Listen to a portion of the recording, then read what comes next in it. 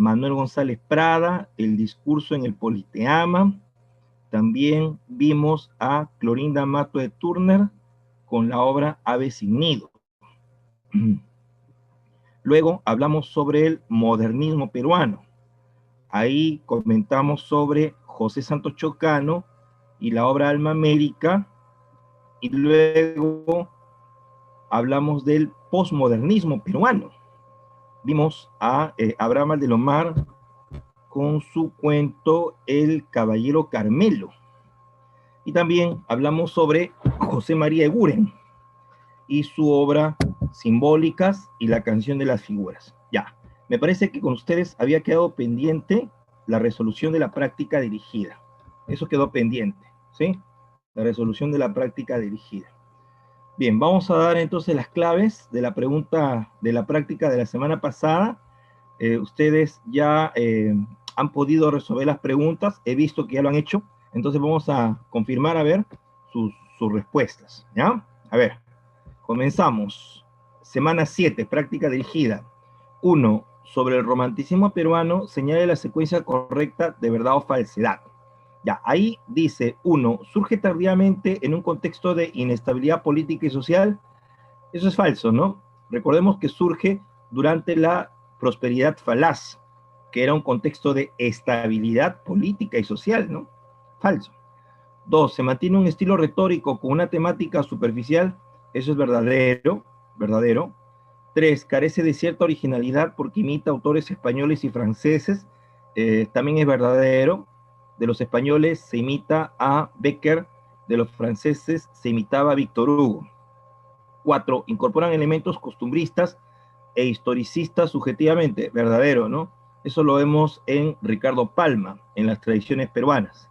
5, se publica El Padre Orán, la primera novela romántica del Perú. Exacto, ese es verdadero, ¿no? El Padre Orán se publica como una novela folletín, o sea, se publica como separatas en el diario El Comercio, en el año de 1848. Es la primera novela romántica del Perú. La clave sería en este caso la B de barco, ¿no? La clave sería la B de barco. En la pregunta 2, indique qué característica de las tradiciones peruanas de Ricardo Palma se evidencia en el siguiente fragmento.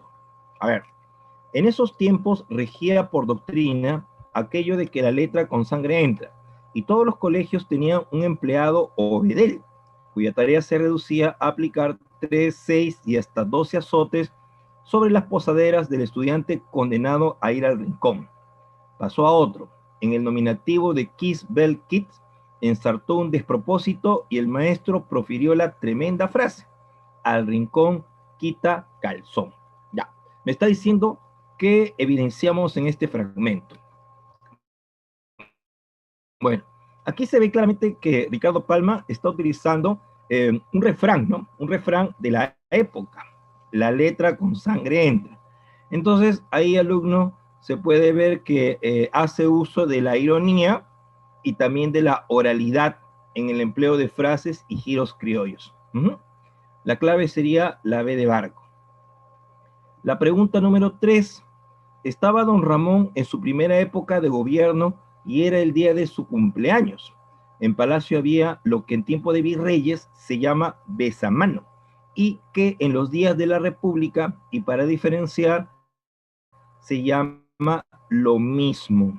Corporaciones y particulares acudieron al gran salón a felicitar al supremo mandatario. En el párrafo citado del relato Historia de un cañoncito, se evidencia una de las partes de la tradición palmista denominada, la cual consiste en, ya, como aquí nos está dando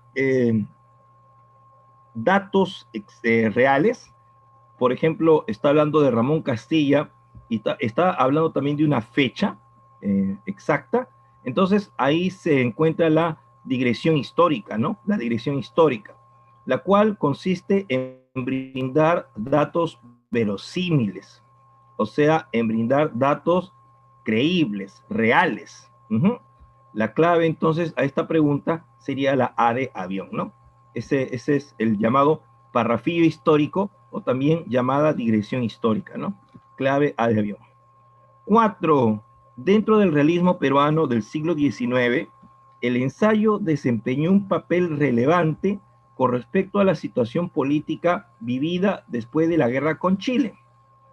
Dicha importancia puede explicarse gracias a que este género, ya, aquí alumno, estamos viendo que en el realismo se utilizó el ensayo y también la novela como los géneros principales. Y el ensayo, vamos a ver que es una composición donde el autor plantea un problema, pero también plantea una solución. Por eso que se llama ensayo, ¿no? El autor ensaya una solución. Entonces, el ensayo, alumno, vamos a ver que permite hacer un análisis. Para poder plantear la solución a un problema, tú tienes que analizarlo, ¿sí o no? Tienes que analizarlo, tienes que interpretar el problema. Y con eso se hace la solución. Entonces, vamos a ver que aquí el ensayo propició una aguda reflexión crítica sobre la situación de postración del país, ¿no? Gracias al ensayo se pudo analizar críticamente los problemas que habían en el Perú. Ahora, no puede ser la A, ¿no? Permitió el desarrollo de la capacidad argumentativa de nuestros políticos. Eso es falso, ¿no? Se ve, alumno, que algunos políticos no utilizan la capacidad de argumentar, ¿no? Se ve eso, ¿no? Hasta el día de hoy. En la B, formó una corriente de opinión a favor de la presencia extranjera en el Perú. Bueno, no, para eso no fue importante el ensayo, ¿no? No se hablaba de los extranjeros, ¿no? Se hablaba de los problemas nacionales. Y la C, posibilitó una mirada positiva en relación con nuestro pasado precolombino, o sea, antes de los españoles. Falso, ¿no? Porque los realistas hablaban sobre el presente, hablaban de los problemas que se produjo por la guerra con Chile, ¿no? Esto no se daba, ¿no? Entonces la clave es la D de dado. La clave es la D de dado. La pregunta número 5, señale qué tema es ajeno al discurso en el Politeama de Manuel González Prada. A ver, la reivindicación del indio, de eso se habla en el discurso, ¿no? Dice que el indio está sometido a una trinidad embrutecedora. Recordarás que decía que estaba el gobernador, el cura y el juez de paz, ¿no? Hay una trinidad embrutecedora que somete al indio. El cambio generacional, exacto, de eso también habla. Recuerda la frase, ahí está la frase, los viejos a la tumba, los jóvenes a la obra. Ahí se está refiriendo a un cambio de generación para tomar las riendas del país. La C, el espíritu revanchista, también habla de eso, ¿no? Ahí dice textualmente, cuando tengamos pueblos sin espíritu de servidumbre y políticos a la altura del siglo, recuperaremos Tacna y Arica, ¿no? O sea, está diciendo que vamos a Chile y recuperemos Tacna y Arica, ¿no? Ahí se ve el espíritu revanchista. La lucha obrera, eso no se ve, eso no se ve. Eso, alumno, se ve en otra obra de González Prada llamada Horas de Lucha. En Horas de Lucha hay un ensayo que se titula El intelectual y el obrero. Ahí se ve la lucha obrera, ¿no? Entonces la respuesta sería en este caso la D de dadito. La respuesta sería la D de dadito. En la pregunta número 6, aquí han colocado 5 hechos que ocurren en la novela Ave sin nido. Y me están diciendo que ordene cronológicamente los hechos, o sea, así como aparecen en la novela, que los ordene cronológicamente. Ya, vamos a ver. Primero, desesperada porque le pueden arrebatar a su hija, Marcela va a pedir socorro a Lucía. Así comienza la obra, ¿no? Cuando Marcela le pide ayuda a Lucía. Luego, después de que los Marín cancelan la deuda de los Yupanqui, el cura cita a los notables para vengarse, ¿no? Ahí vamos a ver que el cura Pascual Vargas, ¿no? Va a hablarles a los ricos del pueblo de Quillac para atentar contra los Marín. Luego, intentando desagraviar a Margarita, Manuel obliga a su padre a renunciar al creerlo cómplice de la muerte de los Yupanqui. Manuel va a hablar con su padre, el gobernador Sebastián Pancorbo, para que renuncie al cargo porque él había sido uno de los culpables del asesinato de los papás de Margarita. Luego, al huir por temor a la justicia, el cura Pascual sufre un accidente y una enfermedad que lo lleva a la muerte, ¿no? Exacto, ¿no? El cura se cae del caballo, se golpea la cabeza y días después muere, ¿no? Y creyéndose felices, Manuel y Margarita planean unirse, pero se descubre que sus madres fueron ultrajadas por el antiguo sacerdote de Quillac. Recuerda que el sacerdote se llamaba Pedro Miranda, ¿no? Pedro Miranda, claro.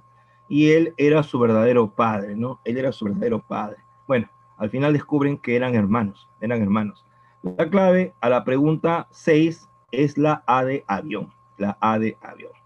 Bien, en la 7, alumno, tenemos lo siguiente. Dice, en las provincias donde se cría la alpaca y es el comercio de lanas la principal fuente de riqueza, con pocas excepciones, existe la costumbre del reparto antelado, que hacen los comerciantes potentados, gentes de las más acomodadas del lugar. Para los adelantos forzosos que hacen los laneros, fijan al quintal de lana un precio tan ínfimo que el rendimiento que ha de producir el capital empleado excede del 500%, usura que, agregada a las extorsiones de que va acompañada, casi da la necesidad de la existencia de un infierno para esos bárbaros. Los indios propietarios de alpacas emigran de sus chozas en las épocas de reparto para no recibir aquel dinero adelantado que llega a ser para ellos tan maldito como las 13 monedas de Judas. Pero el abandono del hogar, la erraticidad en las soledades de las encumbradas montañas, ¿los pone a salvo? No. El cobrador, que es el mismo que hace el reparto, allana la choza, cuya herradura endeble en puerta hecha de baqueta no ofrece resistencia. Deja sobre el batán el dinero y se marcha enseguida para volver al año siguiente con la lista ejecutoria, que es el único juez y testigo para el desventurado deudor forzoso. Ya, en este fragmento vemos que Marcela le cuenta a la señora Lucía Marín lo que sucedía en Quillac. Le dice que el gobernador les daba el reparto antelado. O sea, les prestaba un dinero a la fuerza para que ellos puedan producir la lana de alpaca, ¿no? Y claro, ahí luego dice que al año siguiente venía a cobrarles el préstamo y el interés era pues de 500%, ¿no? Imagínate, ¿no? Los indios, muchos no querían ese préstamo. Algunos dicen que en época de préstamo se iban a la montaña, pero el repartidor rompía la puerta y dejaba el préstamo sobre el batán, ¿no? Entonces, al final ellos tenían que pagar a la fuerza, ¿no? Tenían que pagar a la fuerza, ¿no? A ver, vamos a ver.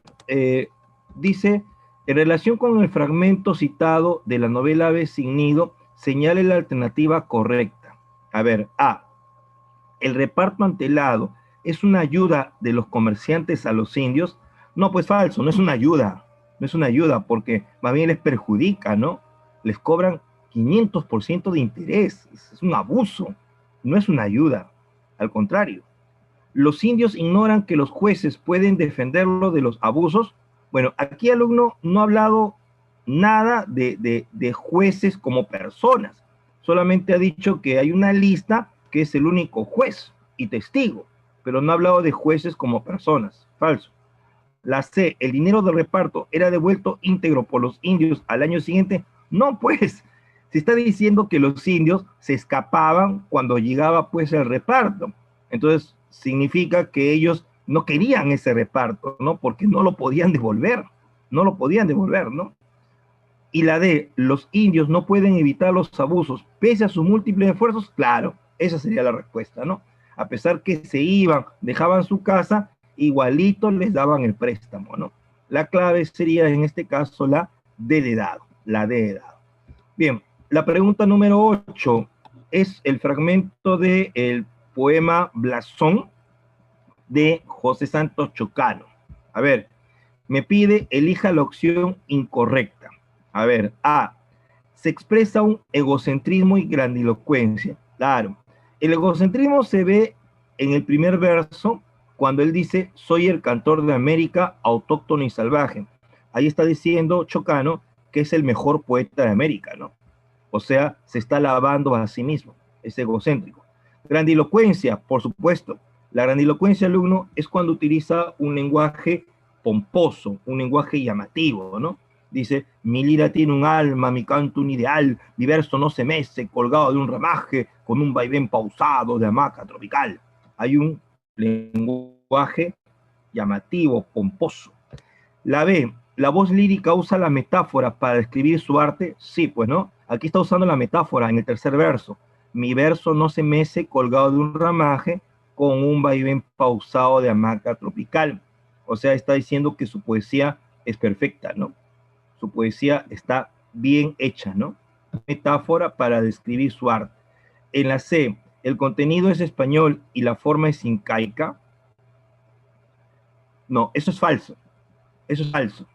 Aquí en la segunda estrofa dice, cuando me siento inca, le rindo vasallaje al sol que me da el cetro de su poder real. O sea, está diciendo que su contenido es incaico. Y luego dice, cuando me siento hispano, o sea, español, y evoco el coloniaje, parecen mis estrofas, trompeta de cristal. Ah, estrofas, profe, se refiere a la forma. Ahí la forma es española, pero el contenido, el tema es incaico. La C es falsa. El contenido es español y la forma es incaica. No, es al revés, ¿no? Y la D, desarrolla el tema del origen mestizo del poeta. Claro, eso lo dice acá, ¿no? En la última estrofa. Mi fantasía viene de un abolengo moro. Los Andes son de plata, pero el león de oro. Y las dos castas fundo con épico fragor. O sea, está diciendo que en él se han juntado las dos culturas, la incaica y la española. Entonces, como se han juntado las dos culturas, él es un mestizo, pues, ¿no? Él es un mestizo. Entonces, la respuesta a esta pregunta, alumno, ahí está, sería pues la C de casa, ¿no? Esa es la clave, ¿no? La C de casita. Bien, pasamos ahora a la pregunta número 9. En relación con el posmodernismo peruano, marque la secuencia correcta de verdad o falsedad. A ver, la 1. ¿Es un periodo de transición que anuncia la llegada del vanguardismo? Sí, eso es verdadero, ¿no? Recuerda que el posmodernismo se dio en los años 20 y ahí se va a rechazar al modernismo, pero se va a acercar al vanguardismo. ¿Por qué? Porque los posmodernistas van a buscar técnicas novedosas. Rechazan al modernismo y se acercan al vanguardismo. La 2, el grupo Colónida recibió una gran influencia del arielismo. No, eso es falso, falso. El arielismo, alumno, era el grupo aristocrático modernista. Y los Colónida más bien se opusieron a ese grupo. ¿Por qué? Porque era pues un grupo académico, ¿no? Y era pues conservador, ¿no? Los Colónida se opusieron al grupo llamado arielismo. 3. La poesía simbolista se encarna en Eguren y Valdelomar. No, eso es falso. Solamente el simbolismo se desarrolló con José María Eguren. Solamente se desarrolló con José María Eguren. Falso. 4. Se acerca a temas como la intimidad y la cotidianidad. Eso es verdadero. Eso es verdadero. Recuerda, alumno, que el posmodernismo rechazó al modernismo anterior. En el modernismo se hablaba de temas exóticos, se utilizaba un lenguaje pomposo, pero en el posmodernismo no. Aquí se habla sobre temas de la vida cotidiana y vamos a ver que se utiliza escenarios provincianos o rurales, ¿no? Escenarios provincianos o rurales. Entonces, la 4 es verdadero. 5, ¿muestra preferencia por ambientes provincianos o rurales? Sí, pues no, verdadero, eso es cierto. La clave sería en este caso, alumno, la D de dado. La clave, la D de dado. Bien, la pregunta número 10. En efecto, incorporóse el caramelo su enemigo, como para humillarlo, se acercó a él, sin hacerle daño. Nació entonces, en medio del dolor de la caída, todo el coraje de los gallos del Cáucaso. Incorporado el Carmelo, como un soldado herido, acometió de frente y definitivo sobre su rival. Con una estocada lo dejó muerto en el sitio. Fue entonces cuando el Carmelo, que se desangraba, se dejó caer, después que el ajiseco había enterrado el pico. Ya, sobre el cuento del caballero Carmelo se puede afirmar que A, la voz narrativa imprime un tono épico. Sí, eso es verdadero, ¿no? Aquí, alumno, hay un tono épico porque se describe una lucha. Se describe una lucha. B, se recurre al animismo y al panteísmo. Bueno, animismo sí hay, porque aquí vamos a ver que los gallos tienen cualidades humanas, pero no hay panteísmo. Panteísmo significa que se piensa que hay un Dios que está en todos lados a la vez. Eso es panteísmo, ¿no? La creencia de que hay un Dios que está en todos lados al mismo tiempo. La B es falsa. C, hay un uso del cromatismo modernista. No, falso, porque aquí, alumno, no se describe colores, falso. Y la D, el autor describe su infancia como una lucha constante. No, falso. En este fragmento no se habla de la infancia del autor, se está hablando de la pelea del caballero Carmelo con el ajiseco, ¿no? Se habla de cómo el Carmelo logró derrotar al ajiseco. Entonces, la única que es correcta sería pues la A, ¿no? La única sería pues la A de avión. Esa es la clave, ¿no? La A de avión. Ya, la pregunta número 11. A ver, tenemos aquí el poema Los Reyes Rojos, de la obra Simbólicas, de José María Eguren, ¿no? Los Reyes Rojos. A ver, me dice, señale la alternativa correcta. A ver, A, el poema desarrolla un tiempo cíclico. Claro, eso es verdadero, porque en el poema se habla que los Reyes Rojos luchan desde el amanecer, desde la aurora, hasta el anochecer. O sea, ellos están en una lucha eterna, ¿no? Una lucha eterna. Día, noche, una lucha eterna. Entonces, ahí se ve un tiempo cíclico. B, se inserta algunos arcaísmos del griego. No, es falso. Falso. Aquí, alumno, se utiliza, por ejemplo, la palabra falcones, pero la palabra falcones es una palabra que viene del latín. Ustedes en lenguaje han hecho el tema de origen del castellano, ¿sí o no? En el latín se utilizaba la F y en el castellano se utiliza la H. Ahí vamos a ver que falcones en castellano sería halcones. O también la palabra foscos. Foscos es una palabra H en castellano. O sea, foscos en castellano es oscos. Se utiliza arcaísmos, pero de latín. Falso. La C está ambientada en la época medieval. Falso. No hay ninguna pista, ningún rastro verbal que me diga que aquí están en la Edad Media, ¿no? Solamente está diciendo que son dos reyes que pelean eternamente, ¿no? Pero no me dice en qué época. Falso. La D, los Reyes Rojos son dos personas necesariamente. Falso. Los Reyes Rojos, alumno, son símbolos polisémicos. Pueden ser de repente el día, la noche, puede ser de repente el bien y el mal, o hasta pueden ser dos halcones, ¿no? Dos halcones, pero no se sabe, alumno, qué son los Reyes Rojos, ¿no? Falso, la D es falsa. Entonces, la clave única sería pues la A, ¿no? La clave única sería la A. Ya, y la pregunta 12, chicos, la pregunta 12, este es un fragmento del poema La Niña de la Lámpara Azul. A ver, dice, ¿qué enunciado está ajeno con respecto a los versos citados del poema La Niña de la Lámpara Azul? Ya me está pidiendo la incorrecta. A ver, A, se recurre al exotismo y al cromatismo. Eso es verdadero, porque aquí cuando menciona Estambul se está refiriendo a un lugar del oriente, ¿no? Entonces ahí se ve el exotismo y también el cromatismo, ¿no? Porque describe colores. dice la niña de la lámpara azul. Hay cromatismo, verdadero. La B, la voz poética utiliza un lenguaje sugerente. Bueno, eso también es verdadero, ¿no? Porque aquí, alumno, el autor solamente me brinda ideas, me sugiere ideas para decirme quién es la niña de la lámpara azul. Me sugiere ideas.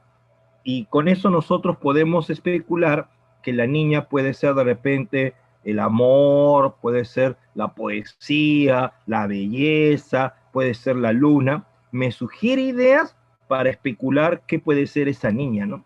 La B es verdadero. C, se hace uso del hiperbatón y la musicalidad. Claro, eso es verdadero. Aquí en la primera estrofa, alumno, en el pasadizo nebuloso, cual mágico sueño de Estambul, ahí está usando el hiperbatón, el desorden. Y también se ve la musicalidad, porque encontramos que los versos riman. Ahí nebuloso rima con destelloso, Estambul rima con azul. Sí, hay musicalidad. La clave de la niña es solo un símbolo de la divinidad. No, pues falso, eso es falso. En ninguna parte del poema, alumno, me da una pista de que la niña tenga un origen divino. Aquí no hay ningún rastro verbal que me diga que la niña es una diosa, ¿no? Eso es falso, ¿no? La clave sería en esta pregunta la de edad, la de edad. Muy bien, entonces ahí, jóvenes, les dejo el cuadrito con todas las claves de la semana 7. ¿Ya? Con eso hemos terminado esta semana peruana en el siglo XX. Iba a hacer con el modernismo. El modernismo era el primer movimiento de la literatura peruana del siglo XX. Luego del modernismo venía el posmodernismo, donde se producía un rechazo, ¿no?, del modernismo anterior. Y después del posmodernismo, llegó el vanguardismo peruano. ¿Sí? Llegó el vanguardismo peruano. Como ustedes recuerdan, chicos, el vanguardismo llega al Perú en los años 20, cuando se estaba produciendo el oncenio de Leguía. ¿Sí? El vanguardismo peruano se produce en los años 20 en el oncenio de Leguía. Aquí el vanguardismo peruano fue un movimiento que buscó renovar principalmente la poesía. ¿Ya? El vanguardismo en el Perú buscó renovar principalmente la poesía. Ahora, vamos a ver sus características. Primero, influencia europea. El vanguardismo peruano, alumno, va a utilizar aquellas escuelas que habían aparecido en Europa, ¿no? Los famosos ismos de vanguardia. Claro, aquí vamos a ver que en el Perú se utilizó el futurismo, se utilizó el surrealismo, se utilizó el existencialismo. Se adoptaron los ismos de vanguardia europeo. Ahora, de todos los ismos que se van a utilizar, el más trabajado fue el surrealismo, ¿no? El surrealismo es el ismo más utilizado por nuestros autores. También se va a ver innovación y experimentación. Innovación quiere decir, alumno, que los autores van a utilizar técnicas novedosas. Eso se refiere a innovación. Utilizan técnicas novedosas. Por ejemplo, van a utilizar la técnica del verso libre, ¿sí? Del verso libre, o también van a utilizar la técnica del caligrama. Recuerda, alumno, que el caligrama es cuando se hace figuras con las palabras. Se hace figuras con las palabras.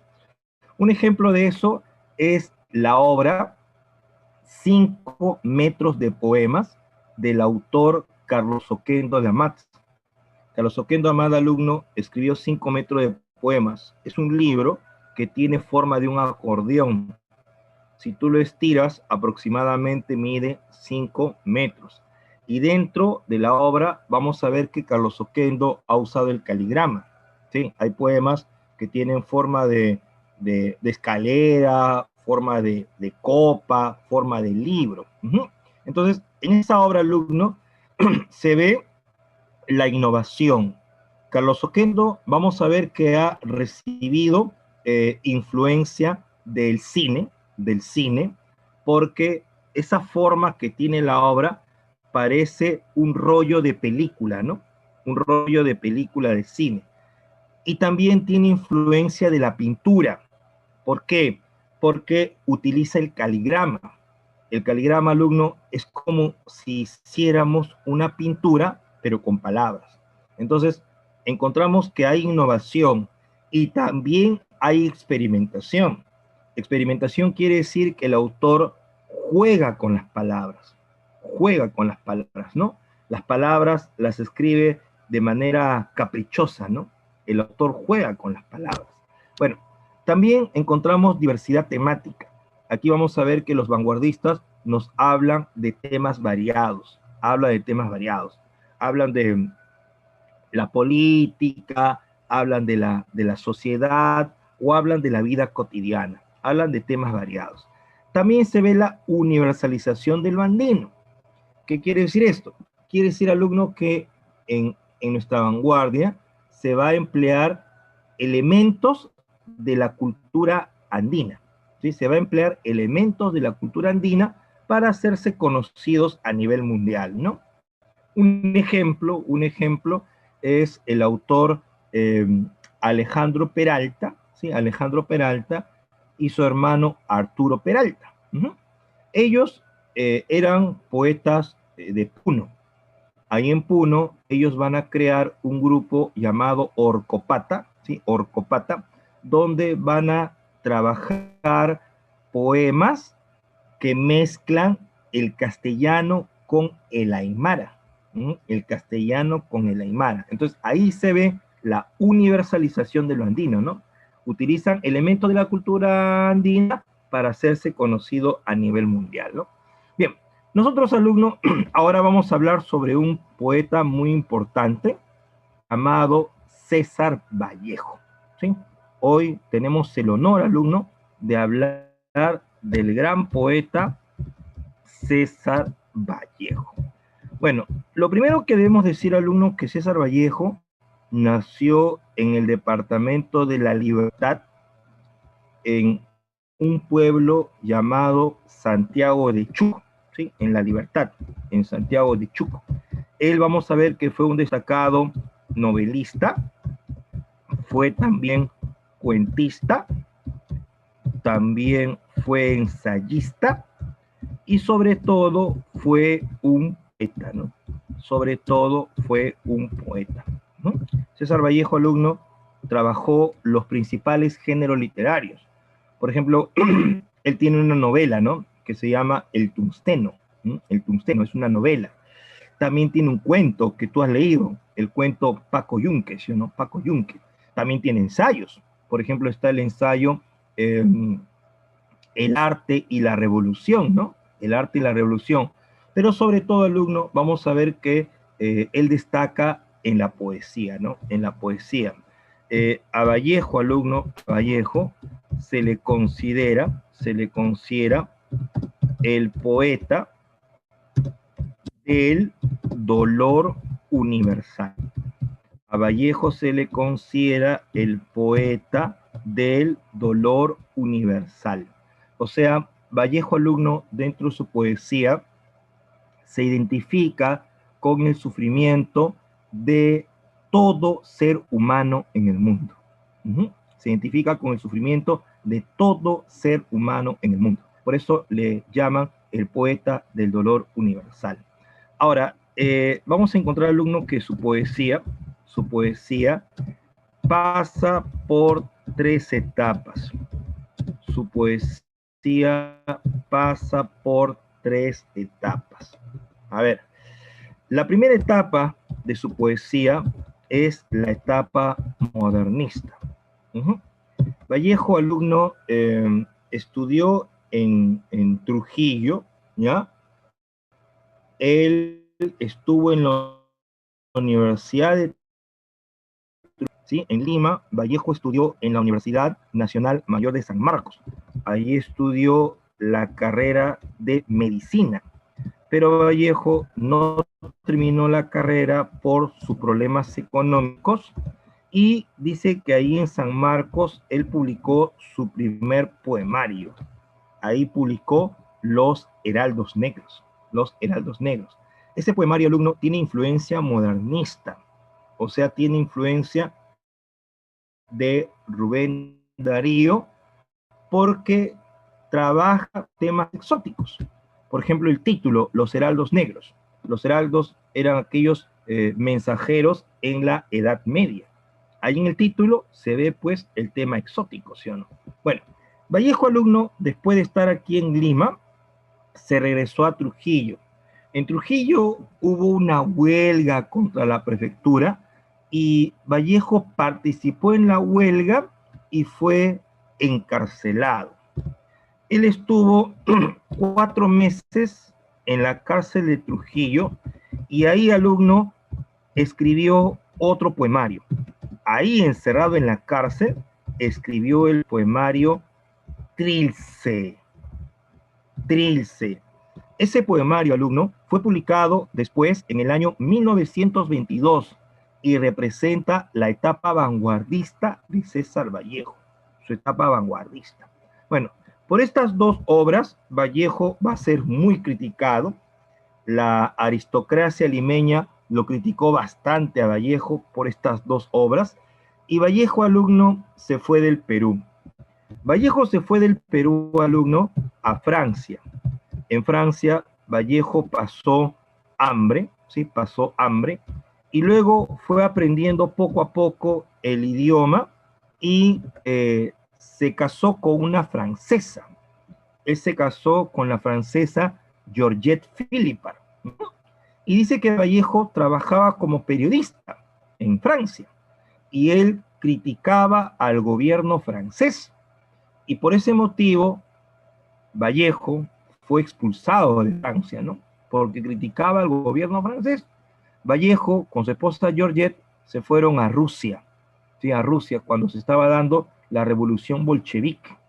Después de estar en Rusia, Vallejo y su esposa se fueron a España, cuando se estaba produciendo la Guerra Civil Española. Ahí vamos a ver, alumno, que Vallejo reclamaba por la República, ¿no? Por la República. Y luego Vallejo regresó a Francia bastante mal. Parece que esos días de hambre que había sufrido le pasaron factura. Vallejo murió en Francia, alumno, murió en Francia, y después que murió, su esposa Georgette se encargó de publicar 2 libros. Publicó España, aparta de mí este cáliz, y también la obra Poemas Humanos. Poemas Humanos.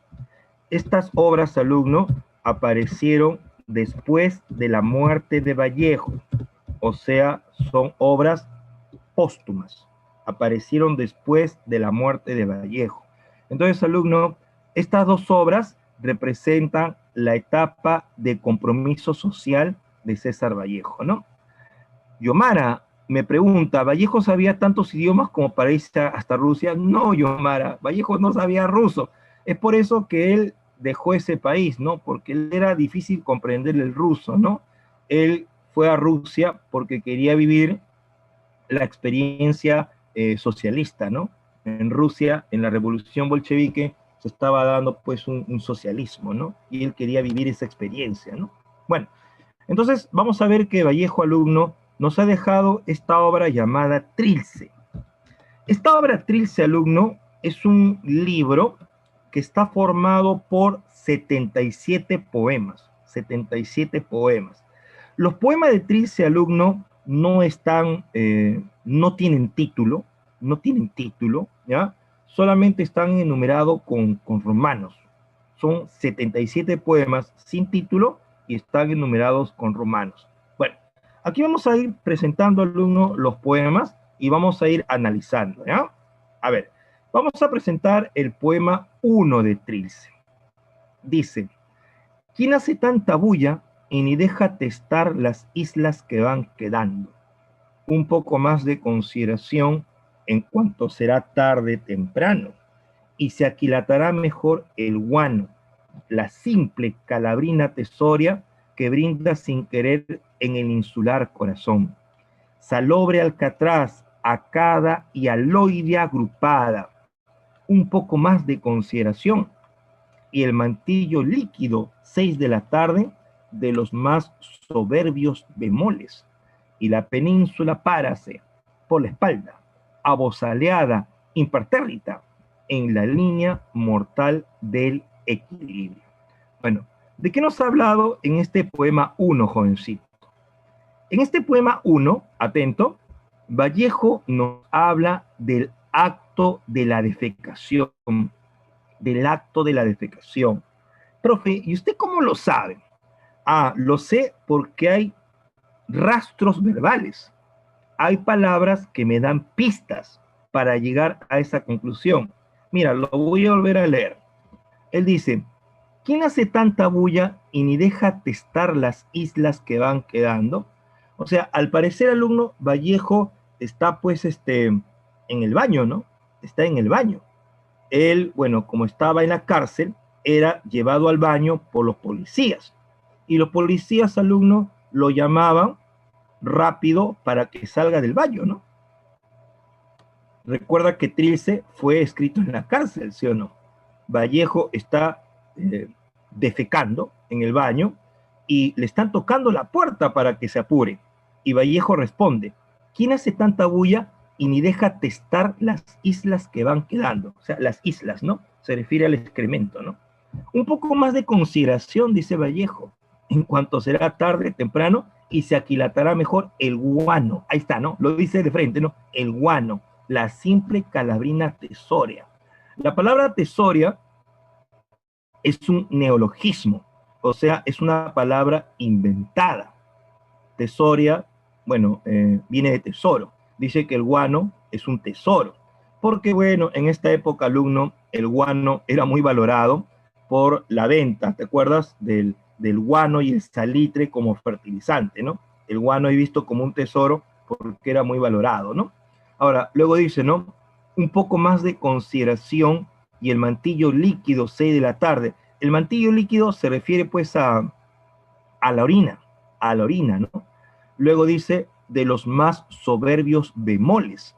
Bueno, un bemol, como tú sabes, es una nota musical que suena bajito, ¿sí o no? Un bemol es una nota musical que suena bajito. Aquí está diciendo los más soberbios bemoles. O sea, parece ser que el sonido de la orina de los presos se junta y hace un sonido grande, ¿no? Los más soberbios bemoles. Y la península párase por la espalda abosaleada impertérrita en la línea mortal del equilibrio. Claro, ahí Vallejo te está diciendo que él está en cuclillas, sentado en un silo, defecando. Y él dice, la península párase por la espalda. O sea, te está hablando del momento exacto cuando está saliendo el excremento, como si fuera una península, ¿no? Ahí lo dice, ¿no? La península párase por la espalda, ¿no? Es el momento en que sale el excremento. Bueno, entonces vemos que aquí Vallejo, alumno, está utilizando un juego tipográfico. Un juego tipográfico quiere decir un juego de impresión, ¿no? Porque Vallejo utiliza acá minúsculas y luego cambia a mayúsculas, ¿no? Hay un juego de impresión. Y también, alumno, vemos que Vallejo rechaza el modernismo. ¿Por qué rechaza el modernismo? Porque aquí el alumno está utilizando un tema de la vida cotidiana. Está hablando de la defecación. Los modernistas, obviamente, alumno, no te hablaban de eso, ¿no? Los modernistas te hablaban de princesas, de dioses, de cisnes. Pero aquí Vallejo, alumno, te está hablando del tema de la defecación. Entonces se ve un rechazo al modernismo. Bueno, tenemos el poema 18. Dice, oh, las cuatro paredes de la celda, ah, las cuatro paredes albicantes, que sin remedio dan al mismo número. Criadero de nervios, mala brecha, por sus cuatro rincones como arranca las diarias arrojadas extremidades. Bueno, aquí sí es bastante claro, ¿no? Ahí está hablando sobre el tema de la cárcel, ¿no? El tema de la cárcel, ¿no? Cuando dice, oh, las cuatro paredes de la celda, las cuatro paredes albicantes. Albicantes viene de alba, que significa blanco, ¿no? Dice que las paredes son blancas, seguramente porque están pintadas con cal, que sin remedio dan al mismo número. Claro, Todos los días el preso se levanta y las paredes siempre son 4, ¿no? Siempre dan al mismo número. Criadero de nervios. Está diciendo que acá él está viviendo una desesperación. Por sus 4 rincones, como arranca las diarias arrojadas extremidades. Arrojadas significa encadenadas. O sea, ahí Vallejo está usando una metáfora, ¿no? Él dice que los 4 rincones de la cárcel le están estirando sus extremidades encadenadas. Algo parecido como Tupac Amaru, segundo, que los caballos le jalaban sus extremidades, igual, ¿no? Él está usando una metáfora, diciendo que los 4 rincones de la celda le están jalando sus extremidades. Bien, el poema número 3 dice: Aguedita, nativa, Miguel, llamo, busco al tanteo en la oscuridad, no me vayan a haber dejado solo y el único recluso sea yo. Bueno, ahí Vallejo alumno está hablando sobre la cárcel, pero recordando su infancia, Profe, ¿y usted cómo lo sabe? Bueno, lo que pasa es que Vallejo ha colocado acá 3 nombres: Aguerita, Nativa y Miguel. Bueno, esas 3 personas, alumno, son los hermanos de Vallejo. Vallejo, alumno, dice que en Santiago de Chuco tuvo como 12 hermanos, ¿no? 12 hermanos. Y estos 3 eran los hermanos más pequeños, eran los más cercanos a él, ¿no? Los más pequeñitos, ¿no? Entonces, él está diciendo que está buscando a sus hermanos, o sea, los está recordando, pero luego se da cuenta de que está solo, ¿no? Porque está encerrado en la cárcel, ¿no? Ahí lo dice, ¿no? No me vayan a haber dejado solo y el único recluso sea yo, ¿no? Lo recuerda, pero luego se da cuenta que está en la cárcel, ¿no? Ahí se ve el tema de la soledad. Luego, el poema número 65 dice: Madre, me voy mañana a Santiago a mojarme en tu bendición y en tu llanto. Acomodando estoy mis desengaños y el rosado de llaga de mis falsos trajines. Bueno, aquí, alumno, se ve también que está hablando del tema de la cárcel, pero recordando a su madre, ¿no? Recordando a su madre. Bueno, este libro, Trilce, alumno, fue publicado en 1922 y la mamita de Vallejo murió en 1918, ¿ya? Entonces, aquí vamos a ver que Vallejo está recordando a su mamita muerta, ¿no? Él dice: madre, me voy mañana a Santiago. O sea, mira, es como si estuviera dialogando con ella, ¿no? Cuando una persona a veces recuerda a alguien muerto, a veces como dialoga con ella, ¿no? Y bueno, él le dice: me voy a Santiago para mojarme con tu bendición y tu llanto, ¿no? Y luego le dice: acomodando estoy mis desengaños. O sea, se da cuenta que lo que está haciendo pues es una mentira, ¿no? Su madre no está a su lado. Y el rosado de llaga de mis falsos trajines, ¿no? O sea, mis falsos esfuerzos en recordarte, porque tú no estás a mi lado, ¿no? No estás a mi lado, ¿no? Bueno, luego, alumno, vamos a ver aquí el poema número 6. El poema 6 dice: el traje que vestí mañana no lo ha lavado mi lavandera, lo lavaba en sus venas otilinas, en el chorro de su corazón. Y hoy no he de preguntarme si yo dejaba el traje turbio de injusticia. Bueno, aquí, alumno, en el primer verso, vemos que Vallejo ha quebrado la sintaxis. En esta obra Trilce vemos que Vallejo quiebra la sintaxis porque altera el orden de las palabras. Fíjense ustedes lo que dice, ¿no? El traje que vestí mañana. O sea, vestí es un verbo en pasado y mañana es un adverbio en futuro. El traje que vestí mañana. Ahí se ve un quiebre de la sintaxis, ¿no? Luego dice: no lo ha lavado mi lavandera, lo lavaba en sus venas otilinas, en el chorro de su corazón. Bueno, ahí Vallejo, alumno, se refiere a que en su pueblo, Santiago de Chuco, él tenía una empleada, una lavandera, y bueno, dice que hubo una oportunidad en que su ropa no la lavó su lavandera, sino la lavó una tal Otilia. Bueno, aquí Otilinas es un neologismo, ¿no? Deriva de Otilia. Parece ser que Otilia, alumno, era la pareja de Vallejo que tuvo la amabilidad de lavarle su ropa, porque aquí lo dice, ¿no? Lo lavaba en sus venas otilinas en el chorro de su corazón. O sea, su enamorada tuvo la amabilidad de lavarle su ropa. Y hoy no he de preguntarme si yo dejaba el traje turbio de injusticia. O sea, Vallejo, alumno, se está echando la culpa de por qué dejó a Otilia, ¿no? Él, vamos a ver que se echa la culpa de haberla dejado, a pesar de que Otilia era una persona muy, muy buena. Él se echa la culpa de haberla dejado. Bueno, y el poema 32, un poema muy conocido, alumno, dice: 999 calorías, rum, ran, chas, serpentínica, u del bizcochero, en jirafá al tímpano. Bueno, en este fragmento, Vallejo está utilizando guarismos. Profe, ¿qué son guarismos? Los guarismos son los números, pues, ¿no? Claro, utiliza números y también utiliza onomatopeyas. Las onomatopeyas son los sonidos del ambiente. Aquí dice rum, tras, chas, o sea, está aludiendo a los sonidos que hay en la calle, ¿no?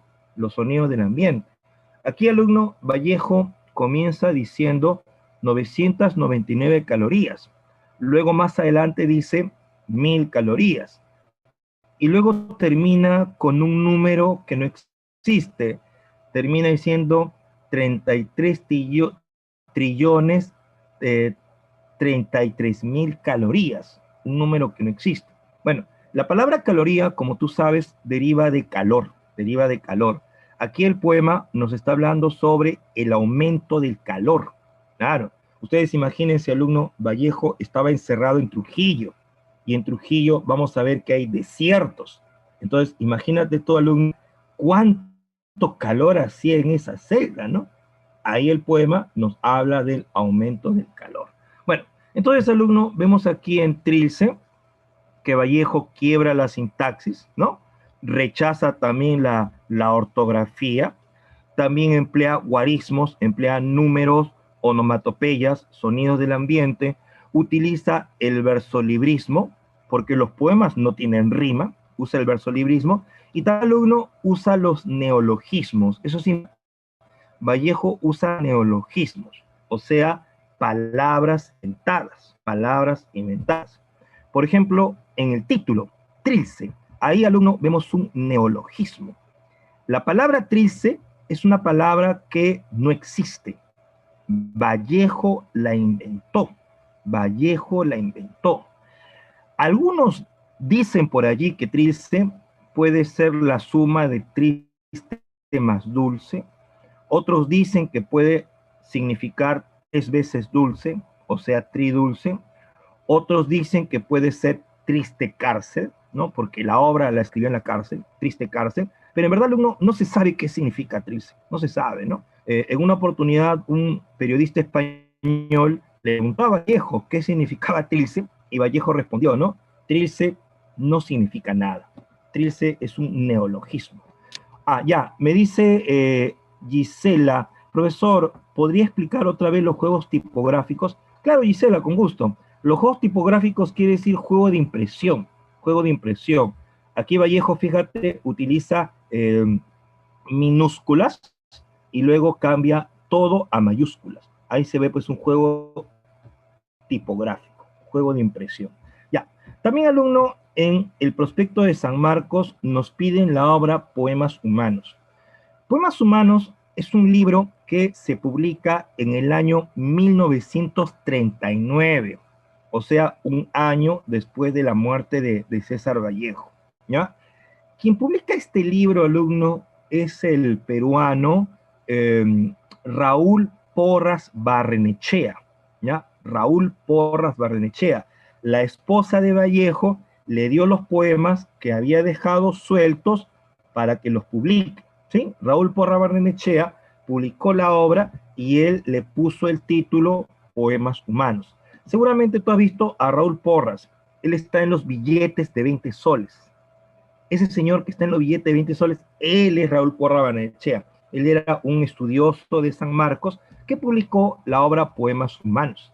Raúl Porras le puso el título Poemas Humanos al parecer, por la humanidad que presentan estos poemas, ¿no? Por la humanidad que presentan estos poemas. Bueno, aquí, alumnos, vamos a encontrar que la obra tiene un total de 95 poemas, ¿ya? 95 poemas. Algunos poemas tienen título, algunos no tienen título, ¿ya? Algunos tienen título, algunos no tienen título. También hay algunos poemas que están escritos en verso y también hay poemas en prosa. Ojo con eso, ¿eh? Hay poemas en verso y poemas en prosa. Bueno, vamos a analizar algunos poemas. A ver, vamos a analizar Traspié entre dos estrellas. Dice: hay gentes tan desgraciadas que ni siquiera tienen cuerpo. Cuantitativo el pelo, baja en pulgadas la genial pesadumbre, el modo arriba. No me busques la muela del olvido. Parecen salir del aire, sumar suspiros mentalmente, oír claros azotes en sus paladares. Amado sea el que trabaja al día, al mes, a la hora, el que suda de pena o de vergüenza, aquel que va por orden de sus manos al cinema, el que paga con lo que le falta, el que duerme de espaldas, el que ya no recuerda su niñez, amado sea. Bueno, el poema tiene un título que es simbólico, ¿sí? El poema se titula Traspié entre dos estrellas. ¿Qué cosa es un traspié? Un traspié, alumno, es un tropiezo, es un tropiezo. Aquí Vallejo dice traspié entre dos estrellas, o sea, está diciendo que este es un tropiezo que puede ser para bien o puede ser para mal. Un tropiezo para bien o para mal.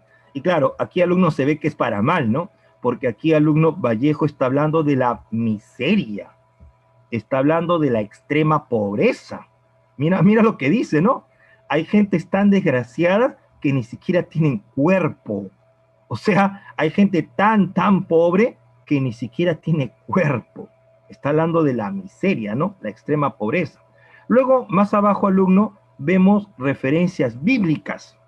Vallejo aquí va a parodiar a las bienaventuranzas de la Biblia. Tú recordarás que en la Biblia, ¿no? En el libro de San Mateo aparecen las bienaventuranzas. Cuando dice, ¿no? Bienaventurado sea el que sufre en la tierra, porque en el cielo gozará. ¿Sí? Ahí en la Biblia, las bienaventuranzas, alumno, te hablan de un hombre ideal. Dice, ¿no? Bienaventurado el que sufre en la tierra, porque en el cielo gozará. O sea, no importa que tú sufras en la tierra, que seas pobre o pases hambre, porque recién cuando te mueras vas a ser feliz. Entonces, ahí la Biblia te habla de un hombre ideal. Pero Vallejo, alumno, no te habla de un hombre ideal. Vallejo te habla aquí de un hombre real. Él dice, amado sea el que trabaja al día, al mes, a la hora, el que suda de pena o de vergüenza. O sea, el hombre que suda. Amado sea el que va por orden de sus manos al cinema. O sea, el que le gusta el arte, ¿no? El cine. El que paga con lo que le falta, o sea, el pobre. El que duerme de espaldas, ¿no? El que duerme preocupado. El que ya no recuerda su niñez, amado sea. O sea, ahí, alumno, está parodiando las bienaventuranzas de la Biblia y habla de un hombre real, ¿no? Un hombre de carne y hueso. Bien, hay otro poema titulado Piedra Negra sobre Piedra Blanca. Dice, me moriré en París con aguacero, un día del cual tengo ya el recuerdo. Me moriré en París y no me corro, tal vez un jueves como es hoy de otoño. Jueves será, porque hoy jueves que proso estos versos, los húmeros me he puesto a la mala y jamás como hoy me he vuelto con todo mi camino a verme solo. César Vallejo ha muerto, le pegaban todos sin que él les haga nada. Le daban duro con un palo y duro también con una soga. Son testigos los días jueves y los huesos húmeros, la soledad, la lluvia, los caminos. Bueno, ahí el título, alumno, también es un título simbólico. Cuando dice piedra negra sobre piedra blanca, la piedra negra simboliza la muerte, la piedra blanca simboliza el día. Ahí está diciendo que la muerte se está llevando a la vida. Claro, sabemos, alumnos, que este poema Vallejo lo escribió días antes de morir. O sea, en este poema, alumno, Vallejo está anunciando su propia muerte. Y lo dice, ¿no? Lo dice literalmente. Acá, mira, me moriré en París con aguacero. Él dice que va a morir en París un día de lluvia. Un día del cual tengo ya el recuerdo. O sea, parece que él ya había soñado o había pensado cómo iba a morir. Y aquí él se acuerda, ¿no? Él ya había pensado o había soñado cómo iba a morir. Me moriré en París y no me corro. O sea, no le tiene miedo a la muerte. Tal vez un jueves, como es hoy de otoño. Ahí Vallejo, alumno, está asumiendo una posición profética porque está anunciando su propia muerte. Y bueno, tú sabes que Vallejo, alumno, sí murió pues en París, ¿no? Un día de lluvia, pero no murió un jueves, murió un viernes, ¿no? Murió un viernes. Luego dicen, jueves será, porque jueves que proso estos versos, los húmeros me he puesto a la mala y jamás como hoy me he vuelto con todo mi camino a verme solo.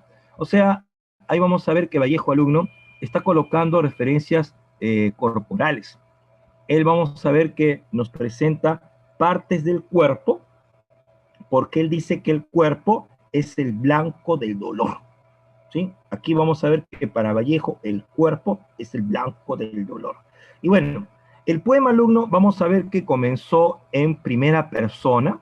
Vallejo decía, yo me moriré en primera persona, pero luego termina en tercera. Él dice ahora, César Vallejo ha muerto. Le pegaban todos sin que él les haga nada.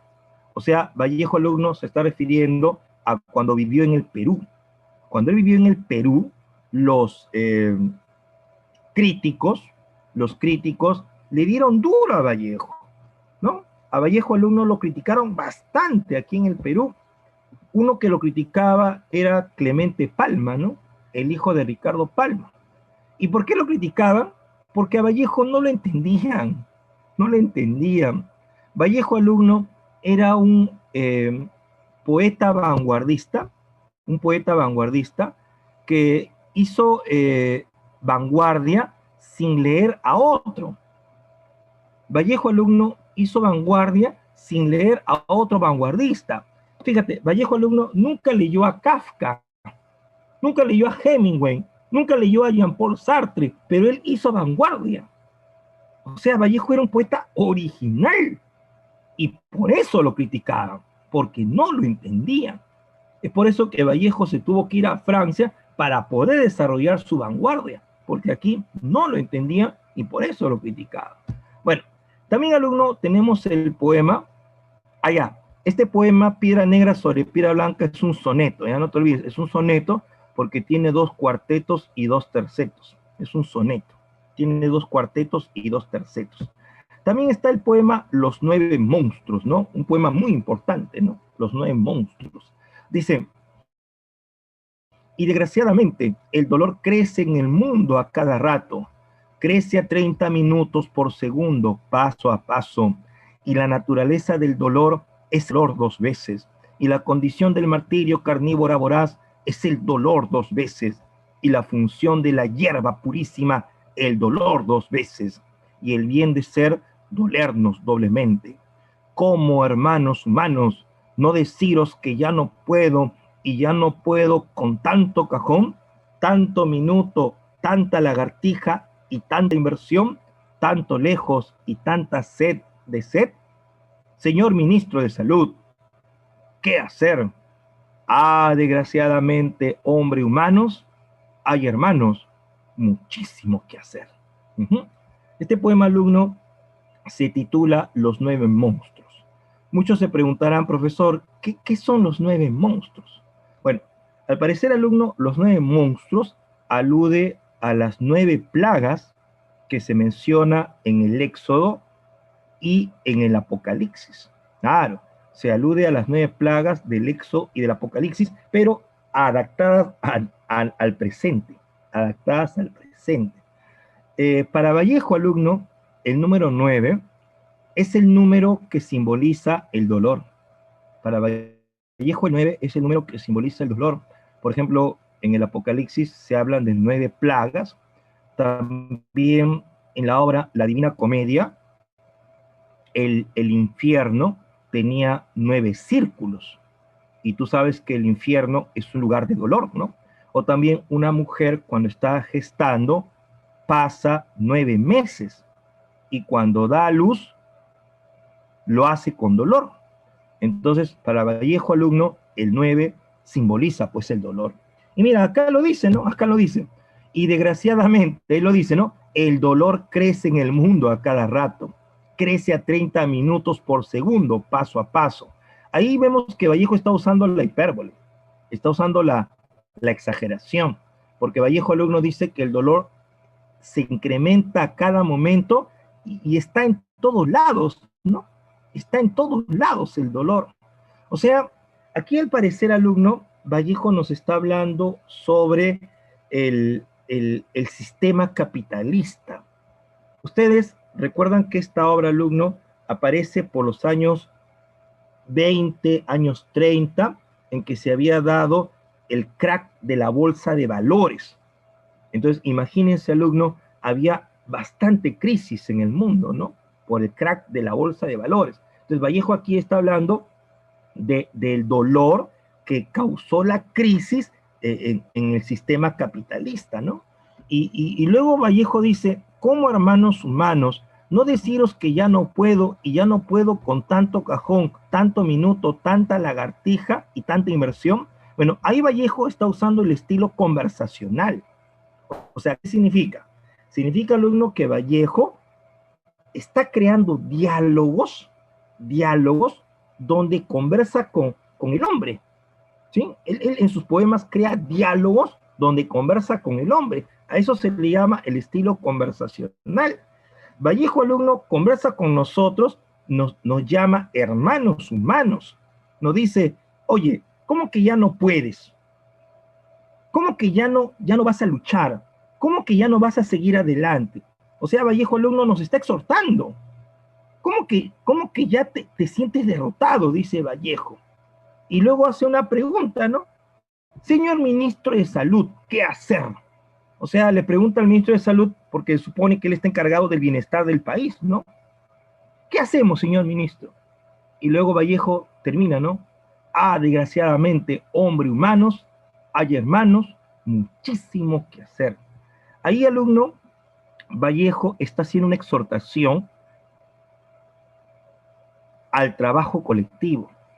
Vallejo está diciendo, alumno, que solamente esta realidad cambiará cuando todos nos unamos y trabajemos colectivamente. ¿Sí? Hay una exhortación, hay un llamado al trabajo colectivo. O sea, aquí, alumno, se ve que Vallejo está utilizando la teoría marxista, pues, ¿no? La teoría marxista, ¿no? Vallejo, alumno, dice que esta realidad cambiará solamente cuando nos unamos y trabajemos colectivamente. Ahí aplica la teoría marxista. Bueno, y también hay un poema, alumno, que no tiene título, un poema que dice, un hombre pasa con un pan al hombro, voy a escribir después sobre mi doble, otro se sienta, rascas, extrae un piojo de su axila, mátalo. ¿Con qué valor hablar del psicoanálisis? Un cojo pasa dando el brazo a un niño, voy después a leer a André Breton. Alguien va en un entierro sollozando. ¿Cómo luego ingresar a la academia? Bueno, en este poema sin título, Vallejo nos presenta oposiciones y paralelismos. Profe, ¿qué son los paralelismos? Bueno, los paralelismos, alumno, es cuando en el poema aparecen versos paralelos que repiten una estructura. A eso se le llama paralelismos. Cuando en el poema hay versos paralelos que repiten una estructura. Fíjense, aquí aparecen estrofas formadas por 2 versos y se repite la misma estructura. El primer verso es una afirmación, el segundo una pregunta. Primero afirmación, segundo pregunta. Primero afirmación, segundo pregunta. Este es un paralelismo. Son versos paralelos que repiten una estructura. Ahora, en estos paralelismos, Vallejo utiliza la oposición, ¿sí? Porque en el primer verso, Vallejo te habla de la práctica y en el segundo verso te habla de la teoría. Aquí hay una oposición, práctica, teoría. Vallejo dice, ¿no? Un hombre pasa con un pan al hombro. Ya, eso es práctica, eso es la realidad. Voy a después hablar sobre mi doble, eso es teoría. Otro se sienta, ráscase, extrae un piojo de su axila, mátalo. Ya, esa es la realidad, es práctica. ¿Con qué valor hablar de psicoanálisis? Esa es teoría. Un cojo pasa dando el brazo a un niño, ya, eso es práctica. Y luego, voy después a leer a André Breton. Recuerda que André Breton es el padre del surrealismo, ¿no? O sea, Vallejo Alumno está diciendo cómo vamos a preocuparnos por la teoría cuando afuera hay una realidad. Él está aquí dejándole un mensaje a los intelectuales. Recuerda que los intelectuales son las personas que trabajan con la inteligencia. Está diciendo, oye intelectual, ¿para qué te preocupas tanto estudiar pues la filosofía, historia, la química, la literatura, la matemática, si afuera hay una realidad? Afuera hay niños que no tienen para comer, hay gente que está mendigando, a los jubilados les pagan muy poquito, los políticos son corruptos. Oye, intelectual, dice Vallejo, ¿por qué estás metido tanto en tu teoría y no te das cuenta que afuera hay una realidad? O sea, ¿qué está diciendo el alumno? Que el intelectual tiene que ser completo. Tiene que investigar, sí, pero investigar para transformar esa realidad. Eso es lo que nos está diciendo Vallejo, que el intelectual debe estudiar, debe investigar su teoría, sí, pero para transformar esa realidad. Lamentablemente hay muchos intelectuales que estudian para servirse, pero no estudian para servir. Entonces, Vallejo Alumno, en esta obra, Poemas Humanos, nos deja un gran mensaje, alumno. Él está diciendo que aquí el mundo cambiará solamente cuando nos unamos, ¿no? Cuando nos unamos. O sea, se ve, alumno, que Vallejo aquí está utilizando el materialismo dialéctico, ¿ya? Y lo junta con la ideología cristiana, ¿no? Él dice que uno tiene que ser solidario con el otro, solidario con el otro, pero debe trabajarse colectivamente, ¿no? Debe trabajarse colectivamente. Bueno, eh, vamos a pasar, alumno, ahora a ver otro tema. Vamos a hablar sobre el indigenismo peruano. Bueno, el indigenismo, alumno, vamos a ver que aparece en los años 20, en paralelo con el vanguardismo, ¿ya? El indigenismo aparece en los años 20 en paralelo con el vanguardismo. La diferencia, alumno, es que el vanguardismo se dio más en poesía y el indigenismo se dio más en narrativa. Aparecieron en paralelo, pero el vanguardismo se dio más en poesía y el indigenismo más en narrativa. Bueno, el indigenismo, alumno, comenzó oficialmente en el año 1920, cuando el escritor Enrique López Albújar publicó su obra Cuentos Andinos, ¿ya?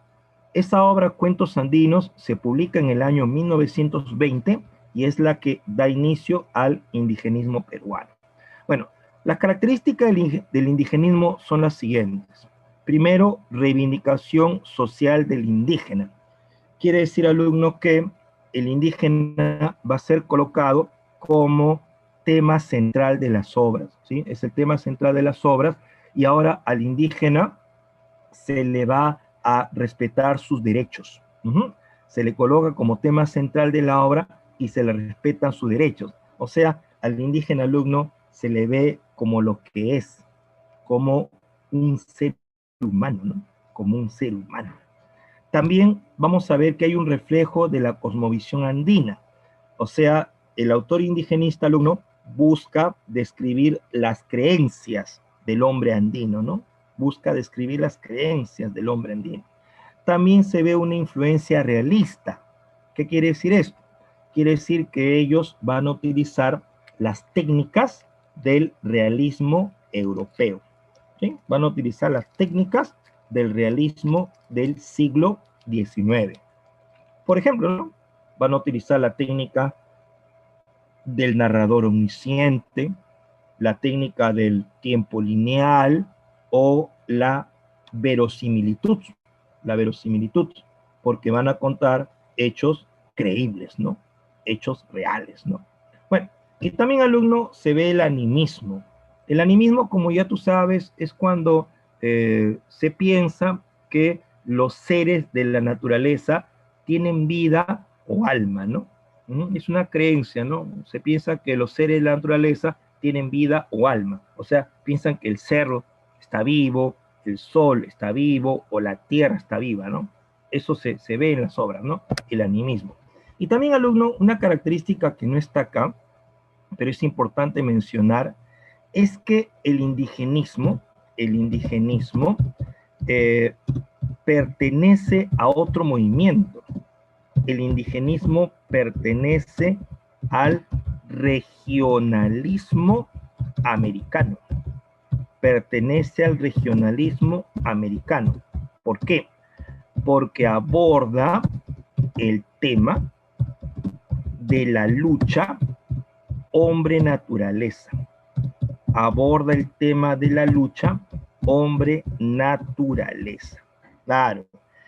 El regionalismo, alumno, fue un movimiento que se dio en América en los años 20. En el regionalismo vamos a ver que los autores hablaban de la lucha del hombre de su país contra la naturaleza. Por ejemplo, ¿no? En Argentina, ellos hablaban de la lucha del gaucho contra, contra la pampa, ¿no? Argentina, ¿no? O de repente en Colombia, ellos hablaban de el montañés que luchaba contra la selva colombiana. Y aquí vamos a ver que en Perú se habla de la lucha del indio contra la sierra, ¿no? Contra la sierra. Entonces, el indigenismo, alumno, forma parte del regionalismo. El indigenismo es una vertiente del regionalismo porque habla del tema de la lucha entre hombre y naturaleza. Bueno, vamos a ver a continuación, alumno, al autor Ciro Alegría. Ciro Alegría, como tú sabes, alumno, nos ha dejado esta novela llamada El mundo es ancho y ajeno. En esta novela, Ciro Alegría nos cuenta la historia de una comunidad llamada Rumi, ¿sí? Rumi, que tenía como alcalde a un anciano llamado Rosendo Maki, ¿sí? Rosendo Maki, alumno, era el alcalde de Rumi y una persona bastante pacífica, bastante respetuoso de las leyes. Pero ¿qué pasó? Dice que a la comunidad de Rumi metieron un juicio a Álvaro Amenábar. Álvaro Amenábar era pues hacendado, ¿no? Él tenía, dice, su hacienda cerca en Humay, ¿no? Su hacienda se llamaba Humay. Álvaro Amenábar le mete juicio a la comunidad para quitarle sus tierras. La comunidad de Rumi tenía su abogado, que se llamaba Bixmar Ruiz. Bixmar Ruiz, alumno, vamos a ver que es pagado por Álvaro Amenábar y no hace nada por los indios, ¿no? El día de la sentencia ni siquiera se presentó Bixmar Ruiz. Álvaro Amenábar, alumno, obviamente pues le pagó al juez para que sentenciara a su favor. Él le logró quitar su tierra a los comuneros. Entonces los comuneros, alumnos, fueron desalojados de Rumi. Ellos tuvieron que irse a un nevado llamado Yanañahui, ¿ya? En Yanañahui, alumno, dice que las condiciones climáticas eran terribles, ¿no? La temperatura llegaba a 10, 15 grados bajo cero y encima había huracanes. En una oportunidad dice que un huracán se llevó volando al toro con que ellos jalaban su arado. El huracán se llevó al toro, ¿no? Volando. Y el toro, alumno, dice que cayó en la hacienda de Humay, en la hacienda de Álvaro Amenábar. Entonces, Rosendo Maki fue con un regidor a pedir el toro. Dice que llegaron, encontraron el toro ahí amarrado y Rosendo Maki lo quiso rescatar. Pero dice que los caporales, ¿no? Los matones de Álvaro Amenábar lo capturaron. Álvaro Amenábar le dio una cachetada a Rosendo Maki y lo denunció por robo de ganado y por intento de asesinato. Imagínate, ¿no? Lo denunció a Rosendo Maki por robo de ganado y por intento de asesinato. A Rosendo Maki lo metieron a la cárcel, lo enjuiciaron y le pusieron 10 años de cárcel. Y ahí, alumno, en la cárcel lo mataron, ¿no? Lo mataron.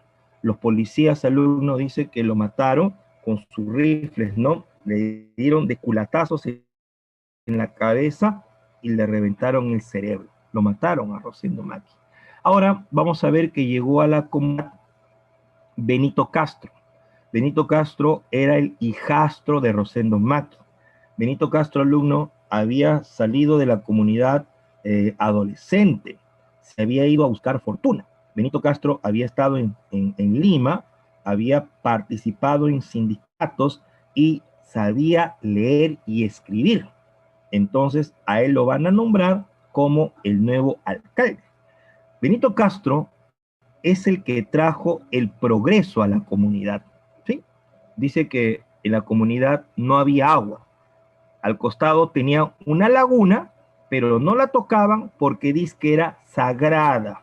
Entonces Benito Castro agarró un par de dinamita, ¡pum!, voló la laguna y ya tenían agua. Él trajo el progreso. Y Benito Castro se casó con la chica más bonita de la comunidad, que se llamaba La Marguicha, ¿no? Con La Marguicha él tuvo un hijito.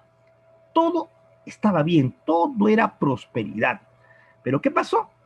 Álvaro Amenábar nuevamente le dio juicio a la comunidad y nuevamente le ganó.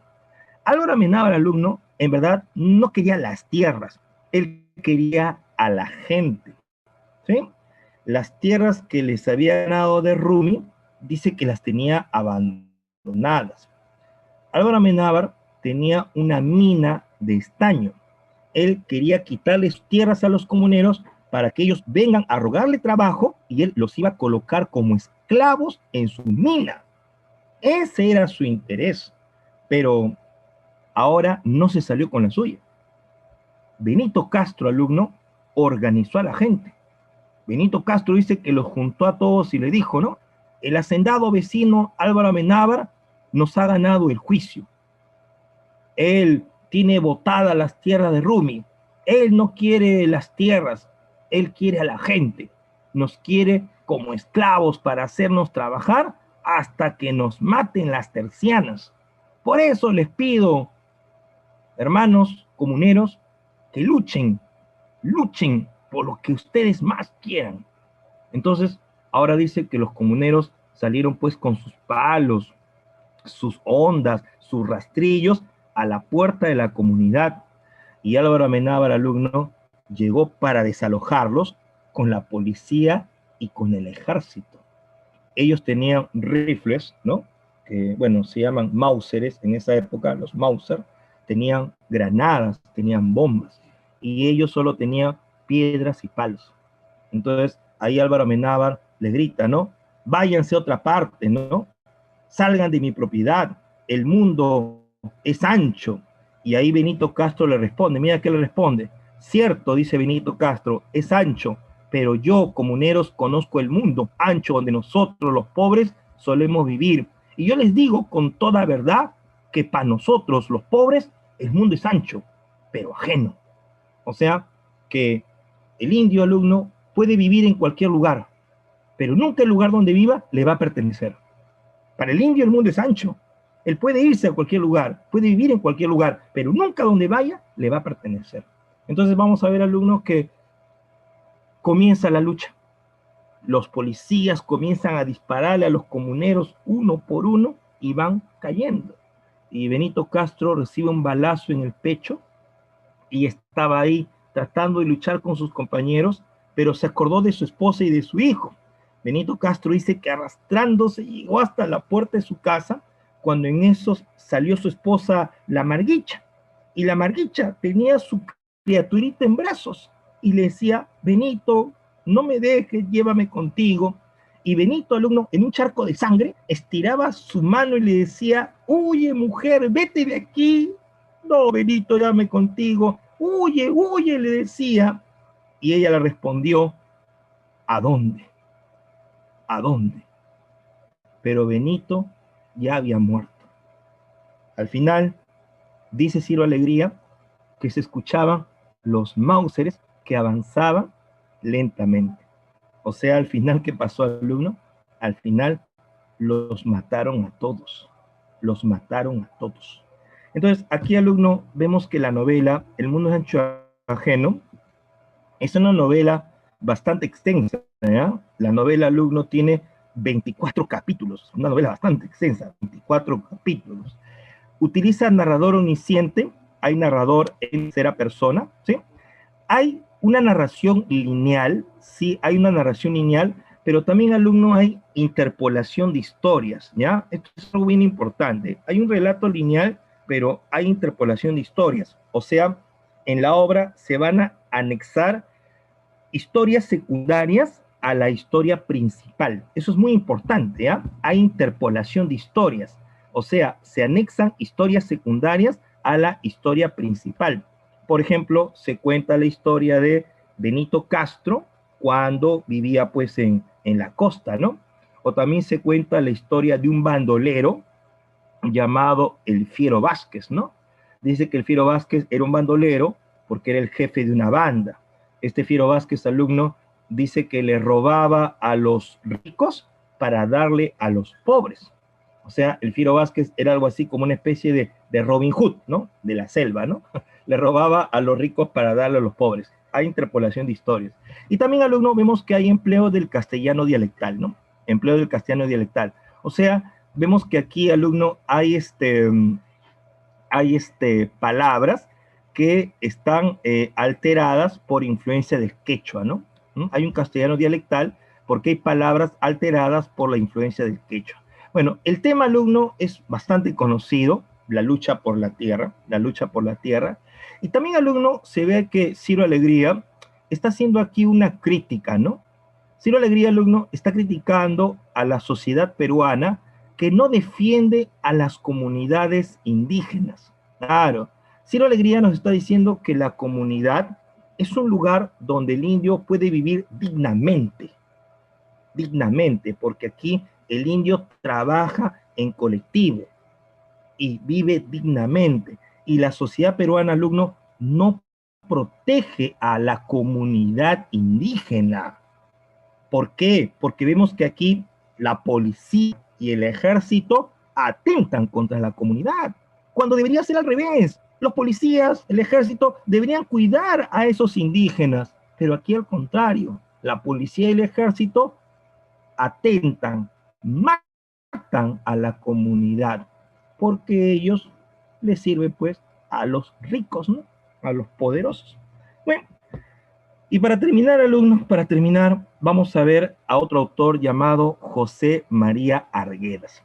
José María Arguedas, alumno, nos ha dejado la novela Los Ríos Profundos, ¿ya? Esta novela, Los Ríos Profundos, alumno, es una novela de unos 11 capítulos, donde se cuenta la historia del llamado Niño Ernesto. Bueno, el Niño Ernesto, alumno, en el fondo es José María Arguedas, ¿no? Que nos está contando su vida, ¿sí? Su vida. Por eso algunos dicen que Los Ríos Profundos es como una novela, ahí está, ¿no? Autobiográfica, ¿no? Es una novela autobiográfica, porque aparece el niño Ernesto, que en el fondo es Arguedas, que nos está contando su vida. Bueno, el niño Ernesto, alumno, más o menos tenía pues unos 14 años, ¿no? Era un adolescente, 14 años. Él dice que había perdido a su mamita, ¿sí? A los 5 años, y vivía con su papá era abogado, ¿no? Su papá era abogado. Con su papá dice que Ernesto viajaba por muchos lugares de la Sierra Sur, ¿sí? Él cuenta, ¿no? Que viajaba por Cusco, por Ayacucho, ¿no? Por Apurímac, ¿no? Viajaba por muchos lugares de la Sierra Sur. Bueno, la obra comienza cuando Ernesto y su papá llegan a Cusco. En Cusco, ellos van a visitar a su tío que le llama el Viejo, ¿sí? En Cusco visita a su tío que le llama el Viejo, o sea, era el hermano de su papá. El viejo, alumno, era un hacendado muy rico, que maltrataba a sus indios, ¿ya? Y también dice que el viejo maltrataba a sus parientes, porque al papá de Ernesto y a él dice que los va a hospedar en una cocina, ¿no? Imagínate, los hospeda en una cocina. Ahora, Ernesto Alumno y su papá van a caminar por las calles del Cusco y ellos van a ver los muros que habían sido construidos en el Tahuantinsuyo. Y ahí, alumno, Ernesto piensa que dentro de las piedras de los muros viven las almas de los incas. ¿Sí? Ernesto Alumno conoce la famosa piedra de los 12 ángulos y él piensa que allí viven las almas de los incas. O sea, ahí, profesor, se está usando la técnica de lo real maravilloso. Se usa lo real maravilloso. ¿Por qué? Porque se mezcla hechos reales con creencias populares. Eso es lo real maravilloso. Se mezcla hechos reales con creencias populares. Bueno, luego Ernesto y su papá se van a Abancay, ¿no? Abancay queda en el departamento de Apurímac. Ahí dice que el papá lo va a dejar a Ernesto en un colegio internado, ¿ya? En este colegio internado, alumno, dice que Ernesto va a conocer de todo. Va a conocer niños buenos y también va a conocer niños malos, ¿sí? En los niños buenos dice que va a conocer a Antero. Antero dice que era el amigo de Ernesto, el amigo de Ernesto. Antero un día trajo al colegio este trompo llamado el zumbayu. El zumbayu era un trompo hecho de naranjo que cuando se lanzaba tenía un tremendo zumbido. Los niños dicen que se quedan impresionados por el zumbayu. Ernesto dice que cuando ve el zumbayu, pensaba que con ese trompo él podía traspasar las cordilleras y se podría comunicar con su papá. O sea, el zumbayu, alumno, también representa lo real maravilloso. También representa lo real maravilloso. Bueno, en este colegio, alumno, los que dirigían eran curas, ¿sí? El colegio tenía un director que era pues el padre Linares. Los alumnos en su mayoría eran varones, ¿no? Todos eran varones, ¿no? Todos eran varones. Pero había una mujer, ¿no? Había una mujer que era una loquita, que le decían la Opa Marcelina, la Opa Marcelina. Bueno, la Opa había sido traída al colegio para ayudar en la cocina. Y bueno, dice que por las noches, alumno, la OPA se iba a la espalda de los salones, se metía a un almacén, se tiraba al suelo y se levantaba las polleras. Y los niños mayores iban a hacer cola para violar a la OPA Marcelina, ¿no? Entonces ahí se ve, alumno, la violencia sexual, ¿no? Los alumnos mayores violan a la OPA Marcelina. Y en una oportunidad vieron a la OPA saliendo del cuarto del padre director, ¿no? El padre Linares, ¿no? Bueno, seguramente el padre le estaba enseñando a rezar el Padre Nuestro, seguro, ¿no? Un día que los niños estaban jugando en el recreo, se escuchó afuera los gritos de unas mujeres. Estas mujeres, alumno, dice que eran las chicheras, ¿ya? ¿Quiénes eran las chicheras? Las chicheras eran mujeres que vendían chicha en los tambos, ¿ya? Las chicheras, alumno, estaban reclamando por la especulación de la sal. O sea, dice que la sal solamente se la estaban vendiendo a los hacendados y no le vendían al pueblo. Entonces las chicheras salieron a reclamar. Las chicheras estaban dirigidas por una señora que se llamaba Doña Felipa, que era una mujer fuerte, ¿no? Que manejaba rifle. Ellas rompieron la puerta del mercado, sacaron los costales de sal y lo empezaron a repartir entre la gente, ¿no? Bueno, también, alumnos, vamos a ver que aquí en Abancay se produjo la peste del tifus, ¿sí? El tifus dice que se producía por la picadura de una pulguita que se llamaba el piqui. El piqui dejaba los huevecitos a la gente y luego esos huevitos se reventaban y salían pulguitas por los oídos, por la nariz o por la boca, ¿no? Ernesto dice que un día entró a la cocina y encontró que la OPA Marcelina había muerto por el piqui. Dice que encontró a la OPA muerta y muchas pulguitas que le recorrían su rostro, ¿no? Y bueno, el pueblo obligó al padre Linares a hacer una misa para curar el piqui. El padre no quería, pero el pueblo lo obligó y al final tuvo que hacer la misa. Y muchos niños se comenzaron a ir del colegio, ¿no? Ahí vamos a ver alumno que el papá de Ernesto le mandó una carta al director, el padre Linares, para que lo deje ir a Ernesto. Al final, alumno Ernesto se va del colegio al Cusco, ¿no? Su papá le había ordenado que se vaya con su tío, el viejo, ¿no? El viejo. Bueno, entonces vemos aquí en Los Ríos Profundos, alumno, que aparece un narrador protagonista, o sea, la obra está contada en primera persona, se ve un lenguaje lírico, sí, sí, sí, sí, porque la obra alumno inserta poemas y canciones en quechua. Eso es muy importante, ¿eh? Hay un lenguaje lírico porque se inserta poemas y canciones en quechua. En la obra alumno vas a encontrar guainos en quechua. También el uso de lo real maravilloso, ¿no? Y también el empleo del castellano quechuizado, ¿no? Vemos que aquí José María Arguedas, alumno, ha usado el castellano, pero también ha usado el quechua, ¿no? Bueno, ¿y cuál es el tema de la obra, profe? Es la identificación con el mundo andino, ¿no? Ernesto, alumno, vamos a ver que es una persona muy identificada con el mundo andino y sus creencias. Muy bien, chicos, en este momento les voy a habilitar su práctica para que lo puedan resolver, muchachos, ¿ya? La modernista, no, falso, ¿no? Ellos despreciaron al modernismo. Dos, recibe influencia del cine, la pintura y los sismos europeos. Sí, eso es verdadero, ¿no? Eso es verdadero. También tres, se expresa la conciencia de vivir en una sociedad tecnológica. Sí. Por ahí vamos a encontrar un autor llamado Juan Parra del Riego, alumno, que pertenece al futurismo. En el futurismo, como tú sabes, se alaban las máquinas, ¿no? Se alaban las máquinas. Parra va a utilizar una estrofa conocida como el polirritmo. El polirritmo es una estrofa donde emplea un lenguaje ágil, un lenguaje rápido, que quiere parecerse a la velocidad de las máquinas, ¿no? Entonces sí, hay una conciencia de vivir en una sociedad tecnológica.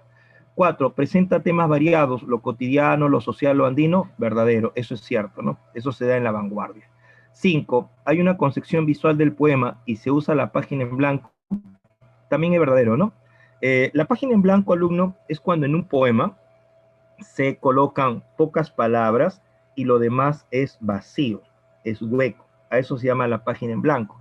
Esa técnica se va a utilizar, por ejemplo, en la obra 5 metros de poemas de Carlos Oquendo Amat, o también se va a utilizar en la obra Trilce de César Vallejo, ¿no? La página en blanco.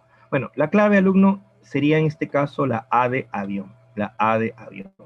Ya, la pregunta número 2 es un poema de Trilce, el poema número 23. En este poema, alumno, Vallejo, vamos a ver que recuerda a su mamá cuando le hacía bizcochos en su horno. Cuando dice Taona, estuosa de aquellos mis bizcochos, Taona es horno, estuosa es caliente, ¿no? Recuerda que la mamita le hacía bizcochos cuando eran niños, y luego dice, oh tus cuatro gorgas asombrosamente mal plañidas, madre tus mendigos. Bueno, la palabra gorgas significa mendigos, ¿no?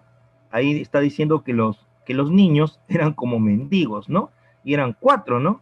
Ahí dice que tenía dos hermanas, su hermano Miguel que ha muerto y yo, ¿no? Son cuatro mendigos, ¿no? Se está refiriendo a los niños que le están pidiendo el bizcocho, ¿no? A la mamá. Entonces, me pide la alternativa incorrecta. Ya, aquí la incorrecta, alumno, sería la de dado, ¿no? Se identifica con el dolor humano en forma universal, falso, pues, ¿no? Porque aquí está hablando de un recuerdo de su infancia, ¿no? Él recuerda a su mamá y la presenta como si fuera un alimento, ¿no? La madre era la que le hacía los bizcochos cuando era niño, la presenta como su alimento. Bueno, la 2 la de dado. La pregunta 3, alumno, este es un fragmento del poema Los Desgraciados, ¿ya? Aquí vamos a ver que Vallejo, alumno, nos está haciendo una reflexión sobre la existencia humana. Él dice que el hombre necesita comer, el hombre vive penas, solloza, llora, pero también el hombre debe ser consciente de su realidad. Él dice, no, confía en tu hilo blanco, fuma, pasa lista a tu cadena, ¿no? Debes ser consciente de la realidad, cómo está siendo sometido en este sistema, y guarda esa cadena detrás de tu retrato. O sea, tenla ahí, ¿no? Recuerda que está sometido. ¿Por qué? Porque ya va a venir el día. Ponte el alma. O sea, está diciendo que algún día esta sociedad va a cambiar. Pero va a cambiar, alumno, cuando nosotros nos unamos y seamos solidarios. Ahí va a cambiar. Entonces, ahí, alumno, se ve que Vallejo, en este poema Los Desgraciados, está utilizando el lenguaje de la conversación cotidiana, ¿no? Porque aquí está dialogando con nosotros, ¿no? Con los seres humanos. Bueno, la clave sería la C de casa. En la pregunta 4, alumno, este es el poema que leyó Francisco Sagasti cuando asumió la presidencia en el Congreso, ¿ya? El poema, alumno, habla sobre el análisis del hombre, ¿sí? Habla sobre el análisis del hombre. Aquí comienza diciendo, considerando en frío imparcialmente que el hombre es triste, tose y sin embargo se complace en su pecho colorado. Considerando en frío imparcialmente quiere decir que el poeta intenta hacer un análisis objetivo del hombre. Intenta hacer un análisis objetivo del hombre. Lo describe al hombre. Luego dice, ¿no? Comprendiendo que él sabe que le quiero, que le odio con afecto y me es en suma indiferente. O sea, está diciendo que él acepta al hombre con sus defectos, porque él también, el poeta, es un hombre. También es un hombre y también tiene defectos. Entonces dice, ¿no? Le odio con afecto. Esto que está acá, alumno, es una figura literaria llamada oxímoron, ¿ya? Un oxímoron es cuando se juntan dos palabras con significado opuesto. Eso se llama oxímoron, cuando se juntan dos palabras con significado opuesto. Por ejemplo, tú dices pequeño gigante, ¿no? O dices envejecida juventud. Ese es un oxímoron, dos palabras con significado opuesto, ¿no? Y luego termina diciendo, considerando sus documentos generales y mirando con lentes aquel certificado que prueba que nació muy pequeñito, le hago una seña, viene y le doy un abrazo, emocionado. ¿Qué más da? Emocionado, emocionado. O sea, el poeta alumno está diciendo que al final lo perdona al hombre. Sabe que el hombre tiene virtudes, tiene defectos, pero al final lo perdona. ¿Por qué? Porque al final, alumno, él siente amor por el hombre. O sea, aquí, alumno, Vallejo está mostrando su humanismo, él siente amor por el hombre.